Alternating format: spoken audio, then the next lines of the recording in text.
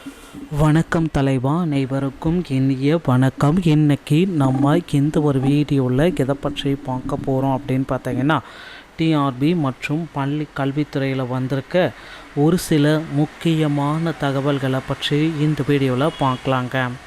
So dead தேர்ச்சி பெறாத ஆசிரியர்களின் நிலை குறித்த விவரம் சேகரிக்க மத்திய அரசு உத்தரவு ஒன்று பிறப்பிச்சிருக்காங்க. டெட் தேர்ச்சி பெறாத ஆசிரியர்களின் நிலை குறித்த விவரம் கோரிக்க மத்திய அரசு ஒரு ஜிஓவை பாஸ் பண்ணியிருக்காங்க.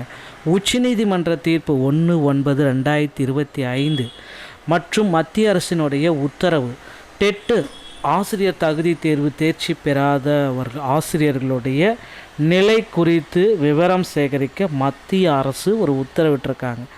5 ஆண்டுகளுக்கு பிறகு ஓய்வு பெறுவார்கள்.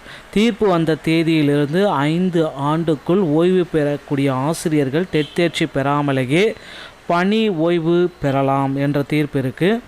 5 ஆண்டுகளுக்கு மேல் இருந்தால் 2010 RTE சட்டம் வருவதற்கு முன்பு பணியில் சேர்ந்திருந்தாலும் இன்னும் 5 ஆண்டுகளுக்கு மேல் உள்ள ஆசிரியர்கள் 2 ஆண்டுக்குள் டெட் தேர்ச்சி பெற வேண்டும் என்ற கட்டாய சுச்சுவேஷனுக்கு அவர்கள் தள்ளப்பட்டிருக்கிறார்கள். இதுதான் இப்போ இருக்கிற நிதர்சனமான ஒரு உண்மையான தகவல். ஸோ இப்போ தவறினால், காலத்திற்குள் தேர்ச்சி பெற தவறினால் கம்பல்சரி ரிட்டையர்மெண்ட்டு, பதவி உயர்வு, அனைத்து ஆசிரியர்களுக்கும் பதவி உயர்வு ப்ரொமோஷன் பெற வேண்டுமானால் கண்டிப்பாக டெட் தேர்ச்சி பெற வேண்டும்.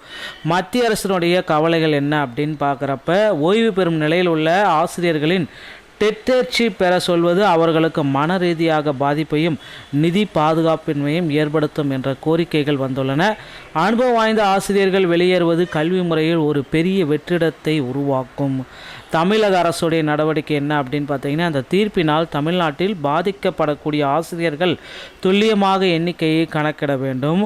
ஆசிரியர்களின் வயது வாரியான விவரங்கள் மற்றும் அவர்கள் பணியில் சேர்ந்த காலம் 2011க்கு முன் பின் ஆகியவற்றை வழங்கப்பட்ட படிவத்தில் பூர்த்தி செய்ய வேண்டும். பாதிக்கப்பட்ட ஆசிரியர்களுக்கு நிவாரணம் வழங்கக்கூடிய வகையில் சட்ட ரீதியான கருத்துக்களை தெரிவிக்க வேண்டும் அப்படின்றத குறிப்பிட்டிருக்காங்க. ஸோ இதுதான் டெட் தேர்வில் சற்று முன் வந்திருக்க அந்த ஒரு முக்கியமான நிகழ்வுங்க. அடுத்து ஆசிரியர் தகுதி தேர்வுடைய முடிவுகள் எப்போ வெளியிட போகிறாங்க? ஸோ டெட்டு பேப்பர் 1 மற்றும் பேப்பர் 2 தமிழகத்தில் கடந்த நவம்பர் 15-16 தேதிகளில் நடத்தப்பட்டது.